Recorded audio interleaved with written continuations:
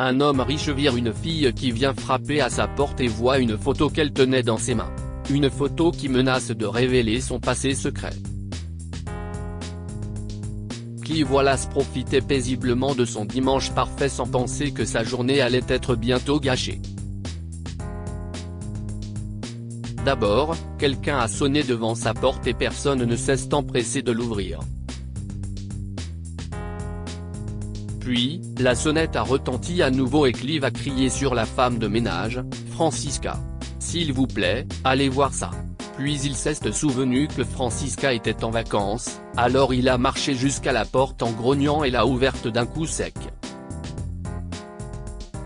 Il y avait une jeune fille debout, tenant une photo dans ses mains, et elle a souri timidement et a dit « Papa ?» Clive a sursauté et a regardé fixement la fille. « Quoi ?» a-t-il demandé, stupéfait. « Comment tu m'as appelé, papa ?» lui a-t-elle répondu une nouvelle fois, hésitante. « Si moi, Rachel. » Clive a commencé à fermer la porte. « Je ne sais pas qui tu es ma fille, mais tu ferais mieux de partir avant que j'appelle la police. » « Regarde », s'est écriée la fille en lui montrant la photo, mais Clive a refusé de la regarder et lui a claqué la porte au nez.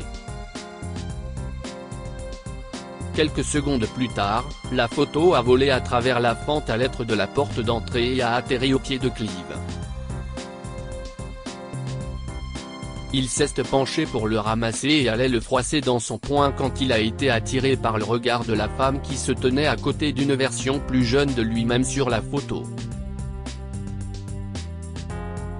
Le cliché montrait un jeune homme et une jeune femme qui rayonnaient de bonheur.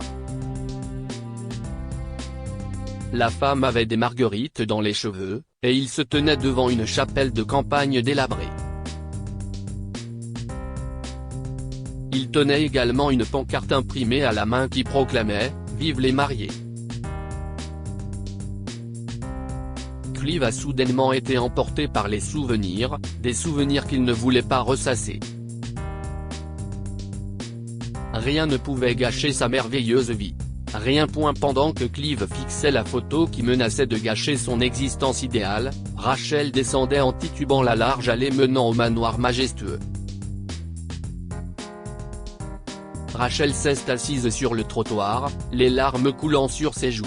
Elle s'était mise en tête de retrouver son père et l'avait imaginé lui ouvrant les bras, l'accueillant avec joie. Hélas, cela ne s'est pas produit, et maintenant Rachel ne pouvait que se blâmer pour son rêve enfantin. Mais la vérité était qu'à 17 ans, Rachel était encore une enfant, même si elle s'imaginait être une adulte. Au cours des 3 dernières années, Rachel a dû grandir rapidement après que sa mère a été diagnostiquée d'une tumeur cérébrale agressive. Alors qu'elle s'était occupée de sa mère au cours des derniers mois de sa vie, Rachel avait été stupéfaite par sa dernière révélation. « Ton père » avait-elle chuchoté en lui tendant la photo. « Ton père vit à Memphis. Va le voir Rachel, dis-lui que je t'envoie. Si est un homme bon, je l'aimais tellement. » C'était leur dernière conversation. Peu de temps après, sa mère était tombée dans le coma, et ne s'est plus jamais réveillée. Rachel avait fait ce qu'elle lui avait demandé, et tout avait mal tourné. Elle essuyait les larmes de son visage quand une voix aimable lui a demandé « Eh, ça va ?» Elle a levé les yeux et a vu une fille d'environ 11 ans et un garçon d'environ 9 ans qui semblaient inquiets. Rachel a hoché la tête et la jeune fille lui a tendu un mouchoir pour essuyer son visage. « Je vais bien », a dit Rachel. « Je suis juste un peu triste. Mais, ça va. » La fille s'est assise à côté de Rachel et a souri timidement. « Je m'appelle Emma », a-t-elle dit. « Et voici mon petit frère Ryan. Quel est ton nom ?» Rachel a souri. « Moi, si est Rachel. » Alors, qu'est ce que vous faites? Il s'est avéré qu'Emma et Ryan allaient acheter une glace dans le quartier et ils ont invité Rachel. Cela faisait longtemps que Rachel ne s'était pas sentie aussi détendue et heureuse, malgré sa déception.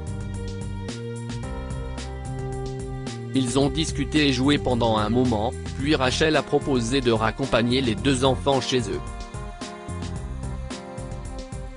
Alors qu'ils descendaient le pâté de maison, elle a demandé « Laquelle est votre maison ?»« Celle-là » a dit Ryan, et il a désigné la maison de son père. On y vit avec nos parents. À ce moment-là, une voiture est arrivée et une grande femme élégante, visiblement enceinte, est apparue. Ryan et Emma ont couru vers la femme et l'ont embrassée. Emma a dit « Maman, si est notre amie Rachel, elle nous a raccompagnés à la maison pour que nous soyons en sécurité. » Si est très gentil, Rachel, a dit la maman des enfants. Je suis Davina Wallace, et vous êtes toujours la bienvenue ici. Si est alors que Clive a ouvert la porte et a vu sa femme et ses enfants parler à Rachel. Qu'est ce que tu fais encore là? A-t-il crié. Éloigne-toi de ma famille. Davina, Emma et Ryan ont eu l'air choqués, mais Rachel a fondu en larmes, a tourné le dos et s'est enfuie. Elle est entrée dans un café et s'est assise. Elle a demandé du thé pour se calmer. Alors qu'elle buvait son thé, elle s'est aperçue que deux hommes parlaient à voix basse à une table derrière elle. Le coffre est plein d'argent, mec. Wallace est riche, a dit un des hommes. Il ne l'ouvrira jamais. Tu rêves, a dit l'autre d'une voix méprisante. Il le fera si je tiens un pistolet sur la tête d'un de ses précieux enfants, a répondu le premier homme. Rachel s'est figée. Ces deux hommes parlaient de s'introduire dans la maison de son père et de menacer les deux enfants dont elle savait maintenant qu'il était son frère et sa sœur. Elle ne pouvait pas laisser cela se produire. Le soir même, lorsque les deux malfaiteurs se sont introduits dans la maison des Wallace, ils sont accueillis par la police qui les a immédiatement arrêtés. Clive a dit à l'inspecteur « Je suis très impressionné.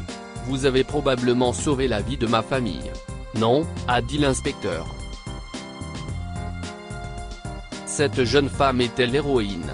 Elle nous a prévenus quand elle a entendu les hommes planifier de vous voler. Et l'inspecteur a fait venir Rachel. Clive a fixé la jeune fille qu'il avait reniée et des larmes s'accumulaient dans ses yeux. Il s'est avancé et a mis ses bras autour d'elle. Puis il s'est tourné vers Davina et a expliqué « Avant de te rencontrer, j'étais marié à la mère de Rachel, mais nous étions très jeunes, et quand elle est tombée enceinte. Je ne suis pas fier de dire que je me suis enfui. Davina, je n'étais pas encore prêt à être le père de Rachel, mais je le suis maintenant. Emma, Ryan, voici votre grande sœur, Rachel. » À la surprise de Rachel, Davina, Emma et Ryan étaient l'honnête soudainement embrassés, eux aussi. « Papa » a chuchoté Rachel qui a souri. Elle n'était plus seule, elle avait une famille. Que pouvons-nous apprendre de cette histoire? Tu ne peux pas fuir tes responsabilités. Elles te reviennent toujours en pleine figure. Clive a laissé tomber la mère de Rachel avant qu'elle ne soit née, mais il a fini par devoir accepter ses responsabilités. Les bonnes actions apportent toujours une récompense. Rachel a sauvé son père et sa famille, même s'il n'avait pas été gentil, et a fini par être accepté par lui, sa femme et ses frères et sœurs. Partagez cette histoire avec vos amis. Elle pourrait égayer leur journée et les inspirer.